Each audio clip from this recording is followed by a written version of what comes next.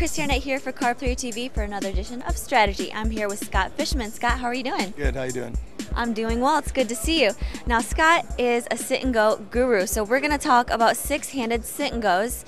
Now, it seems like people are more familiar with playing nine-handed sit-and-gos. So what do you have to keep in mind when moving, from a nine-handed sit-and-go to a six-handed sit-and-go? Yeah, I would say that all the literature out today on sit-and-gos pretty much talks about nine-handed. So what I've been doing lately is playing six-handed, and I think the number one thing to keep in mind right away is just the structure difference and the ranging differences on hand choice, and there's a lot, it's just a different game. Just don't even pretend it's the same thing. So when you start nine-handed, the strategy is to play tight early, more aggressive when you get short-handed. Now you start short-handed in this, so is it beneficial to kind of start where you would start in a nine-handed table when it gets down to six, or should you still start kind of tight? I think that you definitely start tight, but other people are playing really loose right from the get, so you do have to loosen up your calling ranges a little bit. That's the big difference. I wouldn't be coming in raising with king queen, nothing, none of the ace jack, none of that crap, but they will. So when you have pairs, you need to call more and stuff like that. Okay.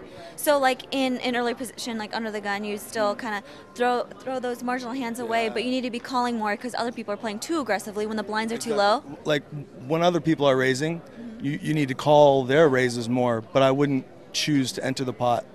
I mean, I play pretty tight on my opening ranges. Okay. Now, when it gets down to four-handed, is that when you start kind of putting in more aggression? No, well, like three-handed, whoever the chip leader is, because it's not going to be me with my strategy, they start to open up way too much, and then I pretty much just play pots against the chip leader when we're three-handed, and that's like the big secret. So you think that the biggest mistake is people feel like they're short-handed, they've got to push the action, they've got to keep going, but really... Exactly. When you have a stack and it pays two spots and you're the chip leader, you really need to lock down instead of trying to knock somebody out. At that point, you don't strategically need to knock anybody out.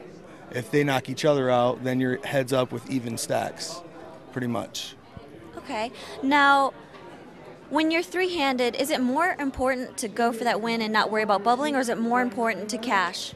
No, six-handed, it's more important to cash because the payouts, the way the payouts are structured and everything. And in nine-handed, cashing doesn't get you a big enough percentage of the buy-in as much as second does in a six-max. All right, perfect. Thank you so much, Scott. Thank you.